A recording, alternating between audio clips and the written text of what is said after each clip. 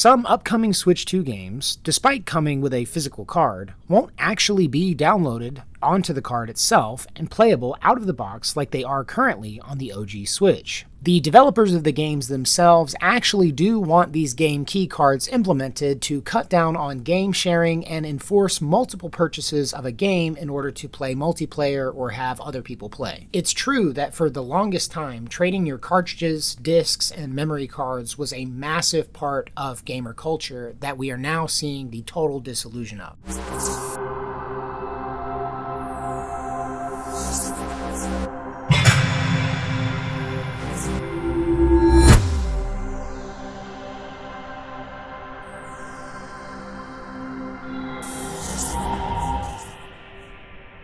Hello fellow travelers and welcome to the Hard Light Network. So on this channel we've got multiple videos covering the video game industry's move away from physical copies of games towards digital copies of games. And for a long time, despite their many recent controversies, one of the high points of Nintendo products was that they maintained a sizable library of physical games. However, it seems like with the release of the Switch 2, that era has finally come to an end. And in today's article, we will see the reaction from an industry insider. But before we get into it, guys, do me a solid and hit that like button, subscribe so you don't miss out on any of the content that I've got coming up for you guys in the future, and also take to the comment section down below with your thoughts on this issue. Also, if you want to support this channel further, there are super thanks and memberships options down below. Feel free to join the channel today for access to exclusive content and perks that you can't get anywhere else. But without any further ado, let's get into today's article. Of course, today's reading comes to us from Games Radar and is entitled,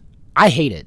Former Assassin's Creed Far Cry lead says that with Switch 2 game keycards, quote, we're losing some of what made the business special. Not everyone is happy about the Switch 2's new game key cards, including former Assassin's Creed and Far Cry developer Alex Hutchinson, who says, quote, I hate it, and that it feels like we're losing some of what made the business special. Some upcoming Switch 2 games, despite coming with a physical card, won't actually be downloaded onto the card itself and playable out of the box like they are currently on the OG Switch. Instead, Nintendo explains, the game key card is your key to downloading the full game to your console via the internet. And once downloaded, the game is playable when you insert the card. While the good news is that these are better than regular download codes since they won't be a one-use thing, thanks GameSpot, it's not clear how this will work years in the future if the Switch 2 eShop follows in the footsteps of the Wii Shop channel and 3DS Wii U eShops before it shuts down for good.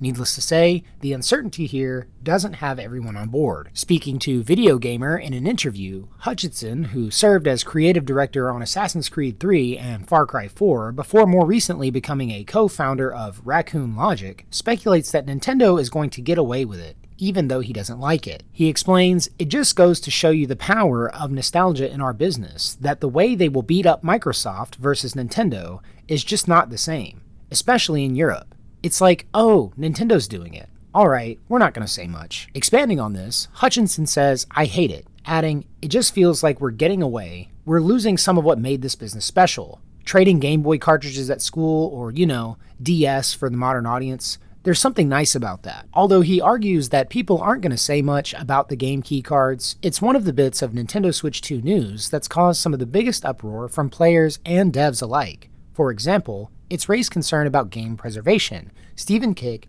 CEO of Night Dive Studios, famed for its retro remasters like The Thing and Doom 64, previously stated that you would, quote, hope that a company that big, that has such a storied history, would take preservation a little more seriously. That's the end of the written article, but of course I've got a few more things that I'd like to discuss. But before I get into that, I would like to read this comment from Henry Williams, which I think sums up the issue pretty well. Quote, it's the worst aspects of digital combined with the worst of physical. I have to download the game, but I still have to remember to bring the card with me when I'm out and about.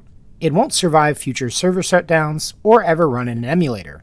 great. Now, before I get into my obligatory bashing of Nintendo, I would like to state for the record that this is also being pushed for by third-party developers. The developers of the games themselves actually do want these game key cards implemented to cut down on game sharing and enforce multiple purchases of a game in order to play multiplayer or have other people play. This is the exact same system that PC used to have before the market became primarily digital. Back in the day, if you wanted to play on PC, you had to download the game via a download disc and then type in your CD key in order to access the actual game. And personally, this is the biggest reason that I held off on playing games on PC for the longest time. I've been gaming for over 20 years now, and up until 2020, I was primarily a console gamer for this exact reason. I enjoyed trading my games with my friends and also being able to pick up used copies of games for a reduced price, which is something that you simply couldn't do with PC games. However, once the console generations with the Xbox One, PlayStation 4, and Switch started moving in the direction of digital restrictions on games and required online connectivity,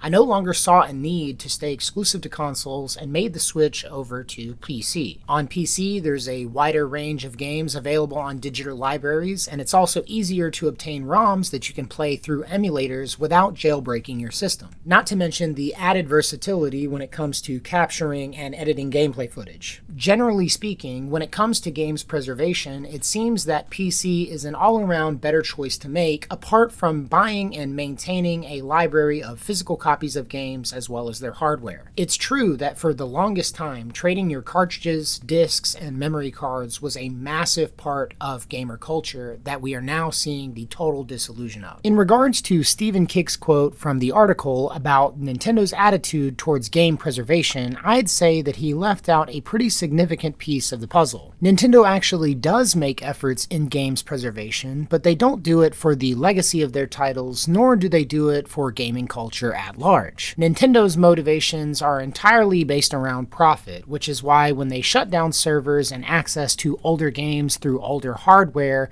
they resell those games on newer hardware at a premium. They create a new shop after shutting down the old one and resell all of the same titles at full price. However, it's not all doom and gloom, as the silver lining in this article would suggest that there are multiple people in the industry who recognize this issue and have an appropriately negative response towards it. At the end of the day, it's good to see that there are still gamers in the games industry who care about the broader culture as well as the preservation of legacy titles, not including their own. But that's where I'm going to wrap up this video today, guys. Thank you so much to everybody who has watched up to this point.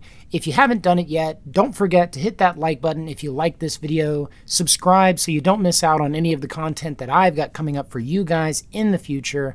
And also take to the comment section down below with your thoughts on what we've talked about here today. Your feedback is essential to the production of these videos. Not only do I want to increase their individual quality so you guys like them more, but I want to get to know you guys, my audience, a lot better, and the key way to do that is through interacting via the comment section. So as an additional request, even if it isn't on the topic of this video, put a comment down below with something that you'd like to see more of on this channel. Tell me about what kinds of games you enjoy playing, or just tell me about what you think I can improve on. But regardless of the feedback, we've got a lot more to talk about, so as always, thank you guys for watching. If you liked the video, leave a like, and until next time, love you guys, safe travels.